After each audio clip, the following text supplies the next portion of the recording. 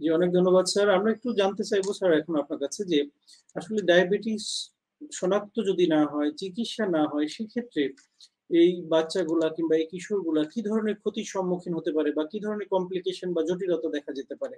সেটা সম্পর্কে স্যার একটু জানতে চাই। হ্যাঁ, এটা মানে আমি এখন মূলত টাইপ 1 ডায়াবেটিস নিয়ে কথা বলবো।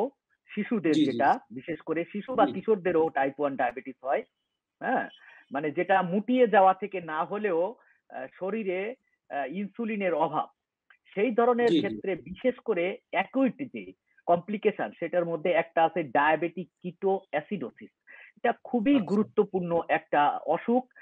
একটা শিশু মনে করেন হঠাৎ করে অসুস্থ হয়ে গেল, অজ্ঞান হয়ে গেল, খিঁচুনি হয়ে গেল। জি, এরকম একটা সমস্যা, সে দ্রুত শ্বাস নিচ্ছে, ইমার্জেন্সিতে যেতে হলো। এটা কিন্তু একটা ডায়াবেটিক কিটো অ্যাসিডোসিস হতে পারে। কারণ আমরা উন্নত দেশেই দেখা যাচ্ছে যে ডায়াবেটিক টাইপ 1 ডায়াবেটিস মেলাইটাস শনাক্তকরণ টা কম হয় এবং বেশিরভাগ শিশুই যখন হাসপাতালে এই অবস্থাতে যায় তখন তাদের দেখা যায় যে টাইপ 1 ডায়াবেটিস মানে ডায়াবেটিক কিটো অ্যাসিডোসিস নিয়েই সে প্রেজেন্ট করছে। হ্যাঁ, তখন জি, জি, ডাক্তার সাহেবরা যখন দেখে গ্লুকোজ অনেক হাই এবং তার অ্যাসিডোসিস হয়েছে এবং কিটোন বডি পাওয়া যাচ্ছে, এগুলা জি, দিয়ে জি। তখন চিন্তা করা হয় ওর ডায়াবেটিস এবং তখন খুব অ্যাকিউট দ্রুত চিকিৎসা করলে তার অবশ্যই নিরাময়ের ব্যবস্থা রয়েছে।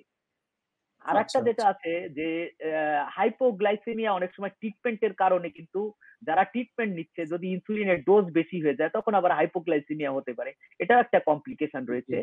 আর জি, যেটা টাইপ 2 ডায়াবেটিস বা লং টার্ম যদি আমাদের ডায়াবেটিস থাকে টাইপ 1 ও সেই ক্ষেত্রে আমাদের শরীরের বিভিন্ন অঙ্গ কিন্তু ক্ষতিগ্রস্ত হতে পারে।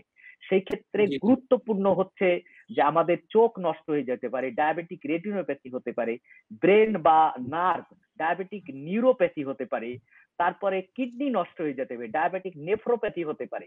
এগুলা জি, খুবই জি, গুরুত্বপূর্ণ। আর শিশুদের ক্ষেত্রে যেমন দেখা যায় যে বৃদ্ধিটা ব্যাহত হয় এবং তার যে পিউবার্টি যেটা মানে আমরা জনন যে ক্ষমতা বা যে জি, জি। আমরা শিশুদের যে যৌন যে প্রজনন আহ, জি, পরি- জি। প্রজনন যে প্রজনন ইয়েটা স্বাস্থ্য। সেটাও জি, কিন্তু বাধাপ্রাপ্ত হতে পারে। এগুলা খুবই জি, গুরুত্বপূর্ণ জটিলতা। পাশাপাশি দেখা যাচ্ছে যে শিশুর hyper lipidaemia, metabolic syndrome, cholesterol শরীরে জি, বেশি গেলেও আরো বড় জি, হলে একটা শিশু যখন ছোটবেলায় ডায়াবেটিস বা মুটিয়ে যায়, সে বড় জি, হলে জি। তার তখন হার্টের অসুখ হওয়ার সম্ভাবনা তার ক্ষেত্রে অনেক বেশি থাকে এবং ব্রেনের আচ্ছা। স্ট্রোক এগুলি কিন্তু তাদের ভেতর দারুণভাবে প্রভাব বিস্তার করে থাকে।